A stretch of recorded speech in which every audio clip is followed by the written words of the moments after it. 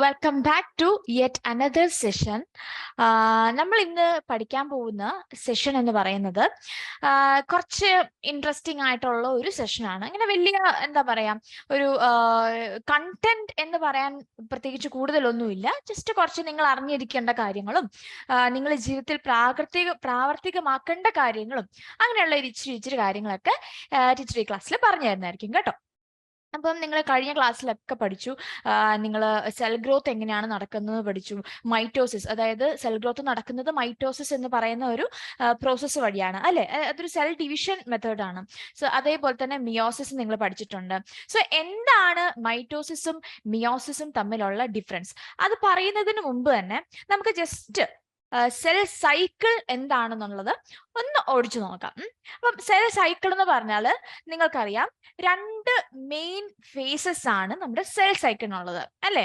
ഒന്ന് ഇന്റർഫേസും മറ്റൊന്ന് എന്താണ്? യെസ്, എം ഫേസും. സോ ഇന്റർഫേസിൽ വരുന്നതാണ് G1, S and G2. Okay, so ഈ മൂന്ന് ഫേസസ് ആണ് ഇന്റർഫേസിൽ വരുന്നത്. അതേപോലെ തന്നെ എം ഫേസ് എന്ന് പറയുന്നത് എന്താണ്? It is mitotic phase. So ഈ രണ്ട് ഫേസസ് ആണ് മെയിൻ ആയിട്ട് സെൽ സൈക്കിളിൽ വരുന്നത്. അപ്പം ഇന്റർഫേസിൽ വരുന്ന നിങ്ങൾക്ക് ഈ ഇമേജിൽ നിന്ന് നിങ്ങൾക്ക് മനസ്സിലാവും, G1 എന്ന് പറയുന്ന 10 hour ഡ്യൂറേഷൻ ഉള്ള ഒരു ഫേസ് ആണ്. അതേപോലെ തന്നെ എസ് ഫേസിലാണ് DNA റെപ്ലിക്കേഷൻ അല്ലെങ്കിൽ DNA ഡ്യൂപ്ലിക്കേഷൻ നടക്കുന്ന ഫേസ്. G2 എന്ന് പറയുന്ന ഒരു അബൌട്ട് 4 hours ഉള്ളൂ. അവിടെ നമ്മുടെ സെൽ ഗ്രോത്തിന് ആവശ്യമായിട്ടുള്ള കുറച്ച് കാര്യങ്ങളൊക്കെ പ്രിപ്പറേഷൻ ചെയ്യുന്നതാണ് G2 ഫേസ്. അത് കഴിഞ്ഞിട്ട് നമ്മുടെ cell will enter into M phase. Okay, ഇപ്പൊ ഈ എം ഫേസിലുള്ള അടുത്ത കുറച്ച് സ്റ്റേജസ് ആണ് prophase, metaphase, anaphase and telophase. So telophase is then followed by cytokinesis. So ഇതാണ് ഒരു ഓവറോൾ ഒരു ഔട്ട്ലുക്ക് സെൽ സൈക്കിൾ എന്ന് പറയുന്നത്. ഓക്കെ, ഞാനൊരു ക്വസ്റ്റ്യൻ ചോദിച്ചോട്ടെ. എന്താണ് നമ്മൾ പഠിച്ചിട്ടുണ്ട്? മൈറ്റോസിസ് പഠിച്ചിട്ടുണ്ട്, മിയോസിസും പഠിച്ചിട്ടുണ്ട് അല്ലെ. So what is the difference between mitosis and meiosis? എന്താണ് മൈറ്റോസിസും മിയോസിസും തമ്മിലുള്ള ബേസിക് ഡിഫറൻസ്? എന്താണ്? മൈറ്റോസിസിൽ നടക്കുന്നത് നമ്മുടെ സെൽ ഗ്രോത്തിന് ആവശ്യമായിട്ടുള്ള കാര്യങ്ങളാണ്. അതായത് നമ്മുടെ ഒരു ഓർഗാനിസത്തിന്റെ ഗ്രോത്തിന് ആവശ്യമായിട്ടുള്ള കാര്യങ്ങളാണ് മൈറ്റോസിസിൽ നടക്കുന്നത്. ഓക്കെ, സോ ഇവിടെ നമ്മുടെ ബോഡി ഗ്രോത്ത്, നമ്മുടെ ശരീരത്തിന് ഉണ്ടാവുന്ന വളർച്ച, അതിനെയാണ് നമ്മൾ മൈറ്റോസിസ് എന്ന് വിശേഷിപ്പിക്കുന്നത്. അതേസമയം മിയോസിസ് എന്ന് പറയുന്നത് എന്താണ്? നമ്മുടെ ബോഡിയിലുള്ള സെക്സ് സെൽസ് ഉണ്ടല്ലോ, അതായത് സ്പേംസ് ഉണ്ട്, ഓവ ഉണ്ട് അല്ലെ, എഗ് ഉണ്ട്. സോ ഇതിന്റെ ഒക്കെ ഫോർമേഷന് ഹെൽപ്പ് ചെയ്യുന്നത് ആരാണ്? മിയോസിസ് ആണ്. ഓക്കെ, സോ അതായത് മൈറ്റോസിസ് ഇൻ ഷോർട്ട് ആയിട്ട് പറയുകയാണെങ്കിൽ mitosis occurs in somatic cells, whereas meiosis occurs in germ cells. germ cells produce ചെയ്യാൻ വേണ്ടി നടക്കുന്ന ഒരു പ്രോസസ് ആണ് മിയോസിസ് എന്ന് പറയുന്നത്. ഓക്കെ, ഇതാണ് മൈറ്റോസിസും മിയോസിസും തമ്മിലുള്ള ബേസിക് ഡിഫറൻസ്. സോ ഇനി മൈറ്റോസിസ് എന്താണെന്നുള്ളതൊക്കെ നിങ്ങൾ കഴിഞ്ഞ ക്ലാസ്സിൽ പഠിച്ചതാണ് അല്ലെ. എന്താണ്, ഞാൻ കൂടുതലൊന്നും പറയേണ്ട കാര്യമില്ലല്ലോ. മൈറ്റോസിസിന് മെയിൻ ആയിട്ട് പറയുമ്പോൾ 4 ഫേസസ് ആണുള്ളത്: prophase, metaphase, anaphase and telophase. Okay, ഈ 4 സ്റ്റേജസ് ആണ് മൈറ്റോസിസിലുള്ളത്. സോ പ്രോമെറ്റാഫേസ് എന്ന് പറയുന്ന ഒരു ഇന്റർമീഡിയറ്റ് സ്റ്റേജ് എന്ന് വേണമെങ്കിൽ പറയാം. ഓക്കെ, സോ പ്രോഫേസിൽ എന്തൊക്കെയാണ് നടക്കുന്നത്? ഒന്ന് ഓർത്തെടുത്ത് നോക്കി നിങ്ങൾ. പ്രോഫേസിൽ എന്തൊക്കെയാണ് നടക്കുന്നത്? യെസ്, അവിടെ നമുക്കറിയാം, നമ്മുടെ സെൽസിൽ we have a nuclear membrane അല്ലെ. ന്യൂക്ലിയർ മെംബ്രെയിൻ ഉണ്ട് നമ്മുടെ സെൽസിൽ. അപ്പോ ഈ ന്യൂക്ലിയർ മെംബ്രെയിൻ പതിയെ ഇതിങ്ങനെ ഡിസഇന്റഗ്രേറ്റ് ചെയ്ത് പോകും. ഓക്കെ, ആ ന്യൂക്ലിയർ മെംബ്രെയിൻ അങ്ങ് ഇല്ലാണ്ടാവും. അതാണ് പ്രോഫേസിൽ ഫസ്റ്റ് നടക്കുന്നത്.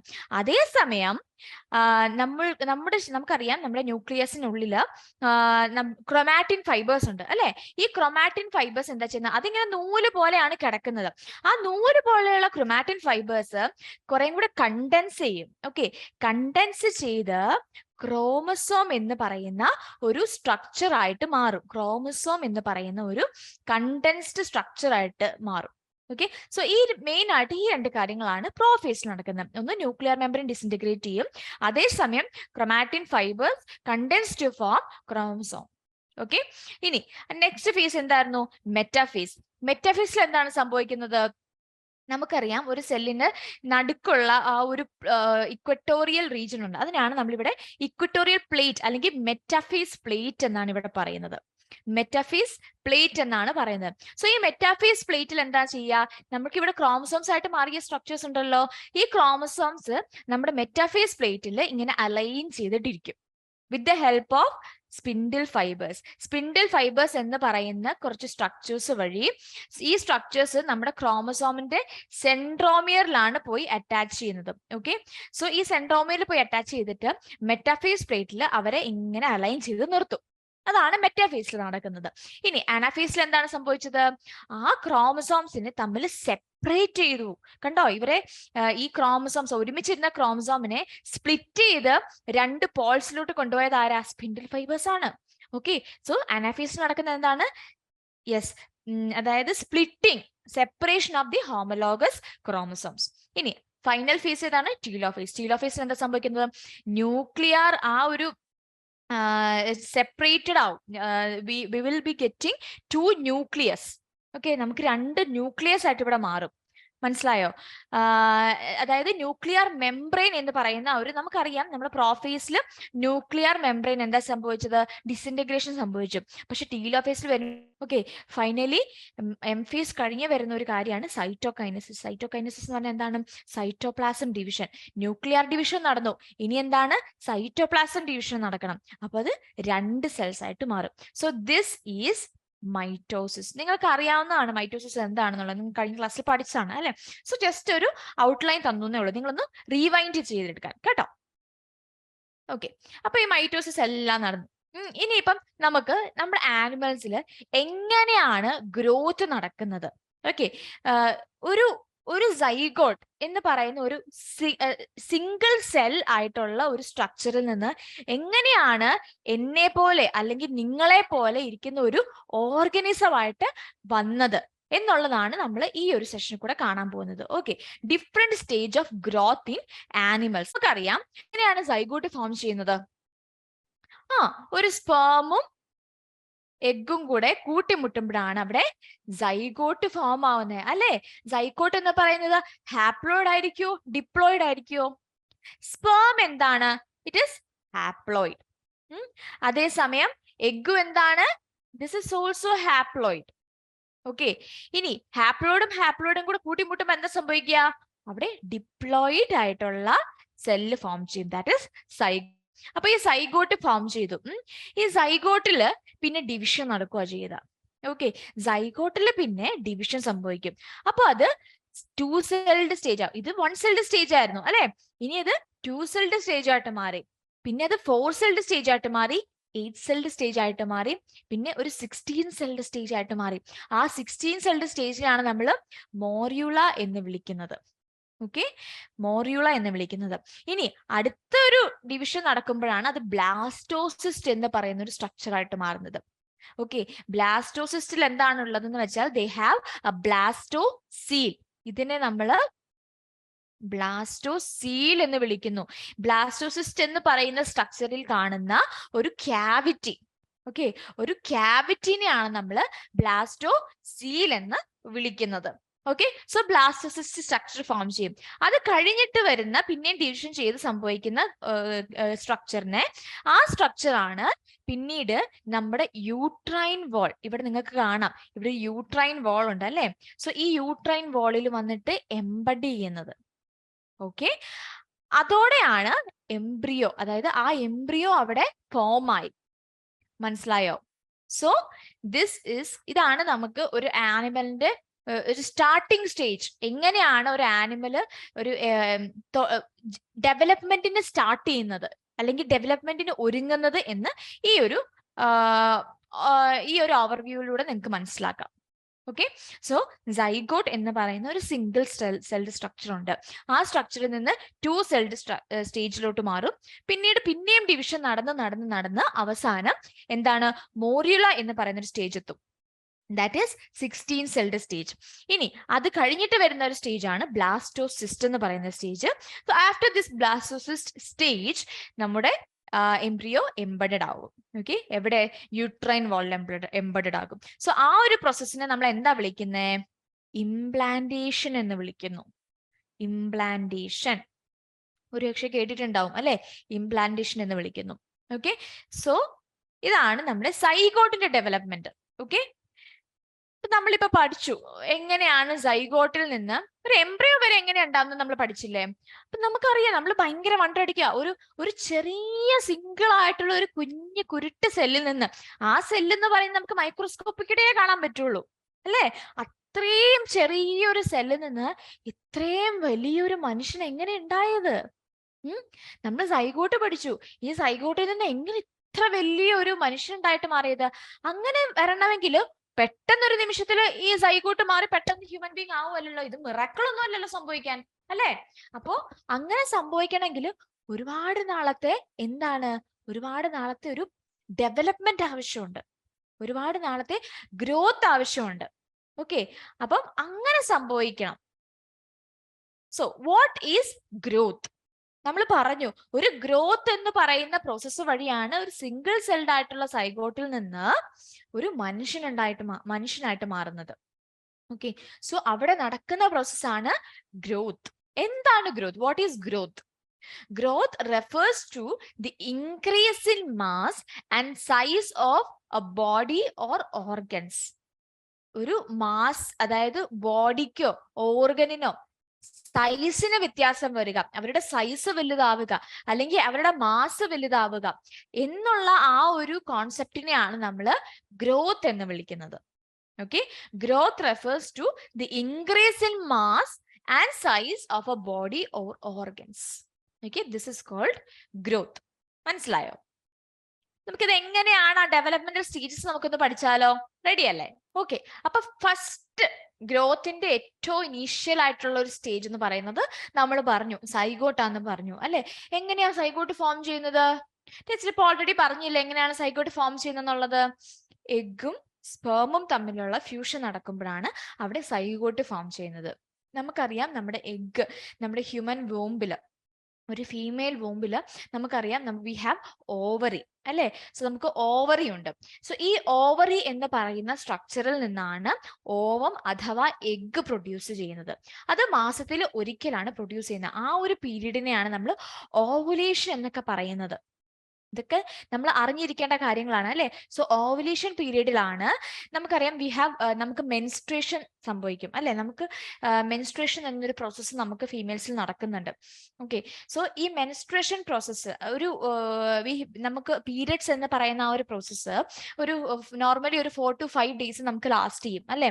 ആ ഒരു പീരിയഡ്സ് ആയി കഴിഞ്ഞിട്ട് ഒരു 14th ഡേ അതിൽ നിന്ന് കൗണ്ട് ചെയ്താൽ ഒരു 14th ഡേ എത്തുമ്പോഴാണ് നോർമലി നമുക്ക് ഓവുലേഷൻ സംഭവിക്കാം. പക്ഷെ ഡിഫേഴ്സ്, കാരണം ഇപ്പോഴത്തെ നമ്മുടെ ലൈഫ് സ്റ്റൈലും എല്ലാം അതിന്റെ കാരണമാണ്. നമുക്ക് ഒരുപാട് കണ്ടീഷൻസ് ഒക്കെ വരുന്നുണ്ട്, PCOD അങ്ങനെയുള്ള ഒരുപാട് കണ്ടീഷൻസ് വരുന്നുണ്ട്. ഓക്കെ, സോ അങ്ങനെയുള്ള അവസ്ഥകളിലൊക്കെ നമുക്ക് ഇറഗുലർ പീരിയഡ്സ് ആവും. അപ്പൊ ഓവുലേഷൻ ഡേറ്റ് ഒക്കെ അങ്ങോട്ടും ഇങ്ങോട്ടൊക്കെ മാറിപ്പോകും. ഓക്കെ, സോ ഈ ഒരു ഓവുലേഷൻ ഡേറ്റിലാണ് ഓവം അഥവാ എഗ്ഗ് പ്രൊഡ്യൂസ് ചെയ്യുന്നത്. ഓക്കെ, സോ ഈ എഗ്ഗ് പ്രൊഡ്യൂസ് ചെയ്ത് നമ്മുടെ ഫെലോപ്പിയൻ ട്യൂബിൽ എത്തുമ്പോൾ, അതായത് ഈ ഒരു ഫെലോപ്പിയൻ ട്യൂബ് നിങ്ങൾക്ക് ഇവിടെ കാണാം അല്ലെ. ഇതാണ് ഫെലോപ്പിയൻ ട്യൂബ് എന്ന് പറയുന്നത്. ഇത് ഓവറി. സോ ഓവറിയിൽ നിന്ന് ഓവ അഥവാ എഗ്ഗ് പ്രൊഡ്യൂസ് ചെയ്യും.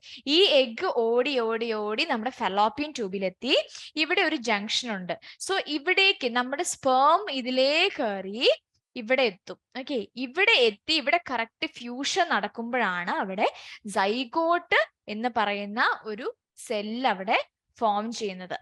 മനസ്സിലായോ? സൈഗോട്ട് എന്ന് പറയുന്ന സെല്ല് അവിടെ ഫോം ചെയ്യുന്നത്. So this is the fertilised ovum or fertilised egg. അതിനെയാണ് നമ്മൾ സൈഗോട്ട് എന്ന് പറയുന്നത്. ഫെർട്ടിലൈസേഷൻ സംഭവിച്ച ഓവം അഥവാ ഫെർട്ടിലൈസേഷൻ നടന്ന എഗ്, ഇതിനാണ് നമ്മൾ സൈഗോട്ട് എന്ന് പറയുന്നത്. സൈഗോട്ട് ഹാപ്ലോയിഡ് ആണോ ഡിപ്ലോയിഡ് ആണോ? Of course it is diploid. അല്ലേ? And union of A sperm cell and egg cell, നമ്മൾ പറഞ്ഞ കാര്യം തന്നെയാണ്. രണ്ടിന്റെയും യൂണിയൻ നടക്കുമ്പോഴാണ് സൈഗോട്ട് ഫോം ചെയ്യുന്നത്. ഇനി സൈഗോട്ട് കഴിഞ്ഞ് വരുന്ന സ്ട്രക്ചർ എന്താണ്? സൈഗോട്ട് ഇനി ഡെവലപ്പ് ചെയ്ത് കുറച്ച് ഡെവലപ്മെന്റ് ഒക്കെ സംഭവിച്ചു. അങ്ങനെ സംഭവിച്ചു വരുന്ന സ്ട്രക്ചറിനെയാണ് നമ്മൾ എംബ്രിയോ എന്ന് പറയുന്നത്. ടീച്ചർ പറഞ്ഞു അല്ലെ, എംബ്രിയോ എന്ന് പറയുന്നത് നെക്സ്റ്റ് സ്റ്റേജ്. ബ്ലാസ്റ്റോസിസ്റ്റ് എന്ന് പറയുന്ന സ്ട്രക്ചർ ഒക്കെ കഴിഞ്ഞ് വരുന്ന സ്റ്റേജ് ആണ് എംബ്രിയോ സ്റ്റേജ്. സോ എംബ്രിയോ എന്ന് പറയുന്നതാണ് it is A initial stage of development of A multi cellular organism. ഒരു മൾട്ടി സെല്ലുലാർ ഓർഗാനിസം ഡെവലപ്പ് ആവണമെങ്കിൽ അവിടെയുള്ള ഒരു ഇനിഷ്യൽ സ്റ്റേജ് ഓഫ് ഡെവലപ്മെന്റ്, ഡെവലപ്മെന്റിനെയാണ് നമ്മൾ എംബ്രിയോ എന്ന് പറയുന്നത്. മനസ്സിലായോ? സോ എംബ്രിയോ എന്താണെന്ന് നമ്മൾ കണ്ടു. സൈഗോട്ട് കഴിഞ്ഞു, എംബ്രിയോ കഴിഞ്ഞു. ഇനി എംബ്രിയോ കഴിഞ്ഞിട്ട് ഒരു അമ്മയുടെ വയറ്റില് ഫുൾ സ്ട്രക്ചേഴ്സ് ഒക്കെ ഡെവലപ്പ് ചെയ്തു. ഒരു കുഞ്ഞിന്റെ ഫുൾ സ്ട്രക്ചേഴ്സ്, കൈ ഡെവലപ്പ് ചെയ്തു, കാല് ഡെവലപ്പ് ചെയ്തു, ഹെയർസ് ഡെവലപ്പ് ചെയ്തു. സോ ഇങ്ങനെയൊക്കെ ഡെവലപ്പ് ചെയ്തിരിക്കുന്ന ഒരു സ്ട്രക്ചർ ഉണ്ട് അല്ലെ? കണ്ടോ, ഒരു കുഞ്ഞു വാവേനെ നിങ്ങൾക്ക് കാണാം. അതായത് പുറത്ത് വന്നിട്ടില്ല, പക്ഷെ ഉള്ളിൽ ഇങ്ങനെ പാവം ചുരുണ്ടുകൂടി കിടക്കുകയാണ്. സോ ഇങ്ങനെയുള്ള ഒരു എന്താ ഓഫ് സ്പ്രിങ്, അൺബോൺ ആയിട്ട്, പുറത്ത് വന്നിട്ടില്ല, ഓക്കെ, ബോൺ ആയിട്ടില്ല, ഉള്ളിൽ തന്നെ അൺബോൺ ആയിട്ടുള്ള ഒരു ജനറേഷൻ, ഒരു ഓഫ് സ്പ്രിങ്ങിനെയാണ് നമ്മൾ ഫീറ്റസ് എന്ന് പറയുന്നത്. ഇതാണ് നെക്സ്റ്റ് ലെവൽ അല്ലെങ്കിൽ നെക്സ്റ്റ് ഡെവലപ്മെന്റൽ സ്റ്റേജ് എന്ന് പറയുന്നത്. സൈഗോട്ട് കഴിഞ്ഞു, എംബ്രിയോ കഴിഞ്ഞു, ഇപ്പോ ഫീറ്റസിൽ നമ്മൾ എത്തി നിൽക്കുക അല്ലെ? Foetus is the unborn offspring that develops from an animal embryo. ഒരു അൺബോൺ ആയിട്ടുള്ള ഒരു ഓഫ് സ്പ്രിങ്ങിനെയാണ് നമ്മൾ ഫീറ്റസ് എന്ന് പറയുന്നത്. ഇനി അത് കഴിഞ്ഞിട്ട് വരുന്ന രണ്ട് സ്റ്റേജസ് ആണ് ഇൻഫൻസിയും ചൈൽഡ്ഹുഡും. ഇൻഫൻസി എന്ന് പറഞ്ഞാൽ എന്താ? ഇൻഫന്റ് ബേബി എന്ന് പറഞ്ഞാൽ എന്താ? പുറത്ത് വന്ന ഒരു കുട്ടി അല്ലെ? അമ്മയുടെ ഉദരത്തിൽ നിന്ന് പുറത്ത് വന്ന ഒരു കുഞ്ഞു വാവ, അവരെയാണ് നമ്മൾ ഇൻഫൻസ് എന്ന് പറയുന്നത് അല്ലെ? ഒരു കുഞ്ഞു വാവേനെയാണ് നമ്മൾ ഇൻഫൻസ് ഒക്കെ പറയുന്നത്. നമുക്ക് കുഞ്ഞു വാവേനെയൊക്കെ കളിപ്പിക്കാൻ ഭയങ്കര ഇഷ്ടമാണ് അല്ലെ? അപ്പം ആ ഒരു കുഞ്ഞു വാവ ചിരിക്കും. കുഞ്ഞുമാവ സംസാരിക്കാറൊന്നും ആയിട്ടില്ല, സംസാരിച്ച് വരുന്നതേ ഉള്ളൂ. ആ ഒരു ഇൻഫന്റ് സ്റ്റേജിലാണ് നമ്മൾ കുഞ്ഞിനെ ഒരുപാട് ചലനങ്ങൾ പഠിപ്പിക്കുന്നു, ഒരുപാട് സംസാരിക്കാൻ പഠിപ്പിക്കുന്നു അല്ലെ? അങ്ങനെയുള്ള കുറെ സ്റ്റേജിൽ നമ്മൾ പിള്ളേരെ പഠിപ്പിക്കും അല്ലെ? സോ അതാണ് ഇൻഫന്റ് സ്റ്റേജ്. ഇൻഫന്റ് സ്റ്റേജ് കഴിഞ്ഞ് വരുന്നതാണ് ചൈൽഡ്ഹുഡ്. ഓക്കെ, അതായത് ചൈൽഡ്ഹുഡ് എന്നൊക്കെ പറയുമ്പോൾ നമ്മൾ ഒരുപാട് കാര്യങ്ങൾ പഠിച്ചുകൊണ്ടിരിക്കുകയാണ്. നമ്മൾ ഒരുപാട് വീഴും, ഒരുപാട് വഴക്കുണ്ടാക്കും, നമുക്ക് ഒരുപാട് വാശികൾ ഉണ്ടാവും അല്ലെ? അങ്ങനെയുള്ള ഒരു സ്റ്റേജാണ് ചൈൽഡ്ഹുഡ് സ്റ്റേജ് എന്ന് പറയുന്നത്. ഇനി ചൈൽഡ്ഹുഡ് കഴിഞ്ഞ് വരുന്ന ഒരു സ്റ്റേജിനാണ് നമ്മൾ അഡോളസന്റ് സ്റ്റേജ് എന്ന് പറയുന്നത്. It is a phase of life between childhood and adulthood from ages 10 to 9. 10 മുതൽ 19 വയസ്സ് വരെയുള്ള കുട്ടികളെ ആണ് നമ്മൾ അഡോളസൻസ് എന്ന് പറയുന്നത്. ഓക്കെ, അതായത് നിങ്ങളുടെ പ്രായം, നിങ്ങളൊക്കെ ഇപ്പോൾ അഡൾട്ട് സ്റ്റേജിലാണ് ഇരിക്കുന്നത്. നിങ്ങൾക്ക് കുറച്ചും കൂടെ പക്വതയായി വരുന്നുണ്ട്, നിങ്ങൾക്ക് കുറച്ചും കൂടെ കാര്യങ്ങൾ അറിവായി വരുന്നുണ്ട് അല്ലെ? ഒരുപാട് കാര്യങ്ങൾ ഈ സമയത്ത് നിങ്ങളോട് നിങ്ങളുടെ പാരന്റ്സ് പറഞ്ഞു തരും അല്ലെ? അപ്പൊ ഈ ഒരു സ്റ്റേജ് ഓഫ് ലൈഫാണ് നമുക്ക് ഒരുപാട്, ചിലപ്പം കുറെ അഡിക്ഷൻസ് ഉണ്ടാവും. ഈ ഒരു സമയത്ത് നമുക്ക് ഒരുപാട് ഫാന്റസീസ് ഉണ്ടാവും. ഫോണ്, ബൈക്ക്, കാറ്, ഇങ്ങനെയൊക്കെ ഒരുപാട് ഫാന്റസീസ് നിങ്ങൾക്ക് ഉണ്ടാവും അല്ലെ? സോ അതൊക്കെ നമ്മുടെ ഹോർമോൺസിന്റെ ചേഞ്ച് കൊണ്ടാണ് ഇങ്ങനെ ഓരോരോ ഫാന്റസീസ് നമുക്ക് ഉണ്ടാവുന്നത്. ഓക്കെ, പക്ഷെ അതിനെയൊക്കെ നമ്മൾ കൺട്രോൾ ചെയ്ത് നിർത്താൻ നോക്കണം. അതിലാണ് നമ്മുടെ കഴിവിരിക്കുന്നത്. Okay, so this is adolescent stage. It is a phase of life between childhood and adulthood from ages 10 to 9.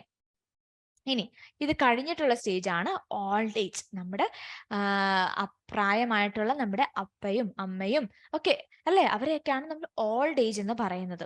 Okay, ഇതിനൊക്കെ മുന്നേ നമുക്കറിയാം, നമുക്ക് ടീനേജ് സമയം, ടീനേജ് എന്ന് പറയുന്ന അഡോളസന്റ് സ്റ്റേജ്, പിന്നെ അത് കഴിഞ്ഞിട്ട് വരുന്ന കുറച്ചുകൂടെ എന്താ പറയാ, ടീനേജ് കഴിഞ്ഞ് വരുന്ന ഒരു സമയമുണ്ട് അല്ലെ? നമ്മുടെ പാരന്റ്സ് ഒക്കെ ആ സ്റ്റേജിലൂടെയാണ് കടന്നു പോകുന്നത്. അതൊക്കെ കഴിഞ്ഞിട്ടാണ് ഓൾഡ് ഏജിൽ അവർ എത്തുക അല്ലെ? So this are the different stages of growth in animals. Okay, അത്രയും സ്റ്റേജസ് നമ്മളിപ്പോൾ പഠിച്ചു കഴിഞ്ഞു അല്ലെ? സൈഗോട്ട് എന്ന് പറയുന്നത് എന്താണ്? സിംഗിൾ സെൽഡ് ആയിട്ടുള്ള ഡിപ്ലോയിഡ് സ്ട്രക്ചർ ആണ് സൈഗോട്ട്. അത് കഴിഞ്ഞിട്ട് എംബ്രിയോ ഡെവലപ്മെന്റ് സംഭവിച്ചു, അത് കഴിഞ്ഞിട്ട് ഫീറ്റസ് ഡെവലപ്മെന്റ് സംഭവിച്ചു, infancy, childhood, adolescence and old age. So these are the different stages of growth in animals. Now നമുക്കറിയാം, നമ്മുടെ വീട്ടിൽ ഗ്രാൻഡ് പാരന്റ്സ് ഒക്കെ ഉണ്ട് അല്ലെ? നമുക്ക് അവർക്കൊക്കെ നല്ല പ്രായമായി, അവർക്കൊക്കെ അത്യാവശ്യം ക്ഷീണമൊക്കെ ആയി തുടങ്ങി അല്ലെ. എന്തൊക്കെ ആയിരിക്കും അവരുടെ പ്രായമായി കഴിയുമ്പം അവരുടെ ശരീരത്തിൽ സംഭവിക്കുന്ന മാറ്റങ്ങൾ എന്തൊക്കെയായിരിക്കും? അവരുടെ മസിൽസ് ഒക്കെ പണ്ടത്തെ പോലെ, നിങ്ങളുടെ മസിൽസ് ഒക്കെ സ്ട്രോങ് ആയിട്ട് ഇരിക്കുന്ന പോലെ അവർക്ക് മസിൽസ് ഒക്കെ സ്ട്രോങ് ആയിട്ട് ഇരിക്കുവോ? ഇല്ല, മസിൽസ് ഒക്കെ ഭയങ്കര വീക്കായി പോവും അല്ലെ. അവർക്ക് ഒരുപാട് സാധനങ്ങളൊന്നും ഇങ്ങനെ അറ്റ് എ ടൈം അവർക്ക് പിടിക്കാനൊന്നും പറ്റത്തില്ല. അവർ നമ്മുടെ അടുത്ത് ഹെൽപ്പ് ഒക്കെ ചോദിക്കും, മോനെ മോളെ ഒന്ന് പിടിക്കാൻ സഹായിക്കുക എന്നൊക്കെ ചോദിക്കും അല്ലെ. പിന്നെ അവർ ഒരു സ്ഥലത്ത് ഇരുന്നിട്ട് എഴുന്നേക്കാനൊക്കെ ചിലപ്പോൾ മറ്റുള്ളവരുടെ സഹായം വേണ്ടി വരും അല്ലെ. അവരെ നമ്മൾക്ക് പിടിച്ചേൽപ്പിക്കേണ്ടി വരും അല്ലെ. സോ അതെന്തുകൊണ്ടാണ്? അവരുടെ പേശികൾ കുറച്ചും കൂടെ ലൂസായി, അല്ലെങ്കിൽ അവരുടെ പേശികൾ കുറച്ചും കൂടെ വീക്കായി തുടങ്ങി. അതാണ് അവരുടെ പ്രശ്നം. അതായത് പ്രായമാകും തോറും നമുക്കും സംഭവിക്കുന്ന കാര്യമാണ്. നിങ്ങളും പ്രായമായി കഴിയുമ്പോൾ നിങ്ങളുടെ മസിൽസ് യൂസ് ചെയ്ത് അവസാനം നിങ്ങളുടെ മസിൽസിലും വീക്കം സംഭവിക്കും, വീക്കറായി പോകും. ഓക്കെ. സോ എന്തൊക്കെയാണ് ഓൾഡ് ഏജിൽ നമുക്ക് അറിയാവുന്ന, നമ്മൾ നോട്ട് ചെയ്യുന്ന ക്യാരക്ടറിസ്റ്റിക്സ് എന്തൊക്കെയാണ്? Rate of cell division decreases. Cell division decrease ചെയ്ത് ആ ഒരു ഗ്രോത്ത് കുറയുമല്ലേ ചെയ്യുക. അപ്പം ആ ഒരു സെൽ ഡിവിഷന്റെ റേറ്റ് അവിടെ കുറയും. Okay. Now availability of oxygen to cells decreases. നമ്മുടെ സെൽസിലോട്ട് ഓക്സിജൻ കിട്ടുന്ന ആ ഒരു അവൈലബിലിറ്റിനെ അത് കുറയ്ക്കും, ഓൾഡ് ഏജ് കുറയ്ക്കും. സോ സെൽസിന് ആവശ്യത്തിന് ഓക്സിജൻ കിട്ടത്തില്ല. Okay. Next is deterioration of cells increases. Cells ഭയങ്കരമായിട്ട് ഡിറ്റീരിയോറേറ്റ് ചെയ്തു പോകും. അതായത് പതിയെ അതിങ്ങനെ ഡിസ്ട്രോയ് ആയി, അതിങ്ങനെ എന്താ പറയാ, വേസ്റ്റ് ആയി പൊക്കോണ്ടിരിക്കും. So that is deterioration of cells increases. Muscles shrink. Muscles ഒക്കെ പതിയെ ഇങ്ങനെ ചുങ്ങാൻ തുടങ്ങും, ഷ്രിങ്ക് ചെയ്യാൻ തുടങ്ങും. Okay. Production of energy decreases. അവർക്ക് ആ പഴയുള്ള ഒരു മെറ്റബോളിക് ആക്ടിവിറ്റീസ് ഒന്നും അവരുടെ ബോഡിയിൽ നടക്കത്തില്ല. ഓക്കെ. നമ്മുടെ ശരീരത്തിൽ നോക്കിയാൽ നമുക്കറിയാം ഒരുപാടധികം മെറ്റബോളിക് ആക്ടിവിറ്റീസ് നടക്കും അല്ലെ. അതുകൊണ്ട് എന്താ, നമ്മൾ അത്ര ആരോഗ്യമായിട്ടാണ് ഇരിക്കുന്നത്. പക്ഷെ അവരുടെ ശരീരം എടുത്ത് നോക്കിയാൽ അത്രയ്ക്കുള്ള എനർജി പ്രൊഡ്യൂസിങ് പ്രോസസ്സസ് അവർക്ക് ബോഡിയിൽ നടക്കത്തില്ല. അതുകൊണ്ടാണ് അവരിങ്ങനെ ക്ഷീണിച്ചിരിക്കുക. Okay. Efficiency of sense organ decreases. എന്തൊക്കെയാണ് സെൻസ് ഓർഗൻസ് എന്നൊക്കെ പറയുന്നത്? നമുക്കറിയാം ടേസ്റ്റിന്റെ സെൻസ് ഓർഗൻ ഉണ്ട്, കണ്ണ് വിഷ്വൽ ഉണ്ട് അല്ലെ, പിന്നെ ടച്ച് ഉണ്ട് അല്ലെ, പിന്നെ ഹിയറിംഗ് ഉണ്ട് അല്ലെ, സോ സ്മെല്ലുണ്ട്. സോ ഇതൊക്കെയാണ് നമ്മുടെ ബേസിക് സെൻസ് ഓർഗൻസ് എന്ന് പറയുന്നത്. സോ ഇവരുടെയൊക്കെ എഫിഷ്യൻസി കുറയും. നമുക്കറിയാം, നമ്മളിപ്പോ ആയിട്ടുള്ള ആൾക്കാരുടെ ഒക്കെ അടുത്ത് പോയി സംസാരിക്കുമ്പോൾ അവർ പറയും, മോളെ ഉറക്കെ പറയാൻ പറയും. അവർക്ക് കേൾക്കത്തില്ല അല്ലെ. അവരുടെ സെൻസ് ഓർഗൻ അവരുടെ ആ സെൻസ് ഓർഗന്റെ എഫിഷ്യൻസി കുറയും. പിന്നെ അവർ പിടിക്കുമ്പം ശ്രദ്ധിച്ചിട്ടുണ്ടോന്ന് അറിയില്ല, നമ്മുടെ ഗ്രാൻഡ് പേരൻസ് ഒക്കെ പിടിക്കുമ്പോൾ അവർക്ക് നമ്മുടെ കയ്യിലൊക്കെ പിടിക്കുമ്പോൾ അവർ മുറുക്കി പിടിക്കും. അത് എന്തുകൊണ്ട്? അവരുടെ സെൻസ് ഓഫ് ടച്ച് കുറഞ്ഞു തുടങ്ങി. അപ്പൊ അവർ കുറച്ചും കൂടെ മുറുക്കി നമ്മുടെ കയ്യെ പിടിക്കും അല്ലെ. അപ്പൊ നമ്മള് സപ്പോർട്ട് ചെയ്ത് കൊടുക്കുക. ഓക്കെ. സോ അവരുടെ സെൻസ് ഓർഗൻസിന്റെ എഫിഷ്യൻസി അവിടെ കുറയുവാണ് ചെയ്യുന്നത്. അതേസമയം ബോഡി ബിക്കംസ് ടു ടയേർഡ്. അവരുടെ ബോഡി ഭയങ്കരമായിട്ട് ക്ഷീണിക്കും. And physical efficiency also decreases. അവരുടെ ഫിസിക്കലായിട്ട് ഒരുപാട് ഓടാനും നടക്കാനും ഒക്കെയുള്ള ആ ഒരു എബിലിറ്റി ഭയങ്കരമായിട്ടും കുറയും. ഓക്കെ. അപ്പം ഇതൊരു സർവേ നടത്തിയതാണ്. സോ ഈ സർവേയുടെ ഒരു റിസൾട്ടാണ് ഇത്. നമുക്ക് കുറച്ച് കാര്യങ്ങൾ വെച്ചിട്ട് യങ് ഓൾഡ് തൊട്ട് ഓൾഡസ്റ്റ് ഓൾഡ് വരെയുള്ള ഒരു ട്രാൻസിഷൻ, ആ ഒരു ഏജ് ട്രാൻസിഷനിൽ അവരുടെ ആ ഒരു ഡിമാൻഡ് എങ്ങനെയാണ്, കൂടുവാണോ കുറയുവാണോ എന്നുള്ളത് നമുക്ക് നോക്കാം. ഹെൽത്ത് പ്രോബ്ലംസ് യങ് ഏജിൽ അത് കുറവായിരിക്കും, പക്ഷെ ഓൾഡിലോട്ട് വരുമ്പോഴത്തേനും ഹെൽത്ത് പ്രോബ്ലംസ് വളരെ കൂടുതലായിരിക്കും. ഫിസിക്കൽ ഡിസബിലിറ്റി, നമുക്കറിയാം സെൻസ് ഓർഗൻസിന്റെ ഒക്കെ ഒരു കുറവ് വരും, അതിന്റെ എഫിഷ്യൻസി പതിയെ കുറയും. സോ ഫിസിക്കൽ ഡിസബിലിറ്റി വരാം, ചിലപ്പോൾ പാരലൈസ്ഡ് ആയി പോകാം. സോ അങ്ങനെ ഒരുപാട് പ്രശ്നങ്ങൾ വരും. Demand for medical care. അവർക്ക് നമ്മളെ സംബന്ധിച്ച് നോക്കുമ്പോൾ നമുക്ക് എപ്പോഴും തൊട്ടനും പിടിച്ചിട്ടുണ്ടോ നമ്മൾ മരുന്ന് പോയി കഴിക്കാറില്ല. പക്ഷെ അവർക്കെന്ന് പറഞ്ഞാൽ അവർക്ക് മെഡിസിൻസ് ആവശ്യമാണ്. Demand for medicine. So demand for medical care അവർക്ക് ഹൈ ആണ്. ഡിമാൻഡ് ഫോർ പബ്ലിക് സർവീസ്, അവർക്ക് സഹായം പബ്ലിക്കായിട്ട് എവിടെയെങ്കിലും പോകുമ്പോൾ ദേ നീഡ് ഹെൽപ്പ് അല്ലെ. സോ അതും അവർക്ക് കൂടുതലാണ്. ആൻഡ് ഡിമാൻഡ്സ് ഓൺ ചിൽഡ്രൻ അവർക്ക് വളരെയധികം കൂടുതലാണ്. ഡിപ്പെൻഡൻസി ഓൺ അതേഴ്സ്, മറ്റുള്ളവരെ ഡിപ്പെൻഡ് ചെയ്യണം എന്നുള്ള ഒരു അവസ്ഥ ഓൾഡ് ഏജ് ആയിട്ടുള്ള ആൾക്കാർക്ക് വളരെ കൂടുതലാണ് അല്ലെ. പിന്നെ സോഷ്യൽ ഐസൊലേഷൻ ഇപ്പോഴത്തെ കാലത്ത് നമുക്കറിയാം, നമ്മൾ ഒരുപാട് കണ്ടിട്ടൊക്കെ ഉണ്ട്. നമ്മളിപ്പോൾ ഗ്രാൻഡ് പാരന്റ്സിനെയൊക്കെ വല്ലാണ്ട് മാറ്റി നിർത്തുന്ന ഒരു അവസ്ഥ നമ്മൾ കാണുന്നുണ്ട് അല്ലെ. അങ്ങനെ നമ്മൾ ഒരിക്കലും ചെയ്യാൻ പാടില്ല. So they also need acceptance. അങ്ങനെ ഒരിക്കലും സോഷ്യലി അവരെ ഐസൊലേറ്റ് ചെയ്യാൻ പാടില്ല. പക്ഷെ സോഷ്യൽ ഐസൊലേഷനും വളരെയധികം അവരുടെ ഇടയിൽ കൂടുന്നുണ്ട്.